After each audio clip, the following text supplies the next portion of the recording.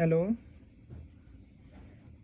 के अरे फेरि म त्यहीँ आउँ ठुलो कुरा गर्छ दिनभरि काम नगरेर अझ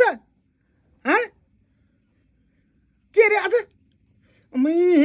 किन रिस उठेर आछस् नि के अरे भनेर यसरी कहिले पनि चर्को आवाजमा यसरी रिसले कहिले पनि नबोल्नु होला है त साथीहरू। तपाईँहरू सधैँ सभ्य र नरम भाषामा तपाईँले सधैँ सबै आफ्नो साथीभाइ इष्टमित्रसँग कुरा गर्नु होला है त साथीहरू। हजुर सन्चै आरामै हुनुहुन्छ? खाना खाइसक्नुभयो? अनि के गर्दै हुनुहुन्छ भनेर यसरी नै सभ्य र नरम भाषा प्रयोग गरेर गर्नुहोला। यो रिस राग गरेर कसैले कसैसँग पनि कहिले पनि नगर्नु होला, किनभने रिसले सधैँ तपाईँलाई तलै पार्छ होइन। सभ्य र राम्रो बोली वचन गऱ्यो भने सबैजना इष्टमित्र साथीभाइ दाजुभाइहरू सबै आफ्नो भनेको आफ्नै हुन्छ है त साथीहरू। त्यसैले यो एउटा डेमो मात्रै हो र भिडियो अन्तिमसम्म हेरिसकेपछि तपाईँहरूले आफ्नो स्वास्थ्यको लागि पानी खान चाहिँ नबिर्सिनु होला। हस्, धन्यवाद।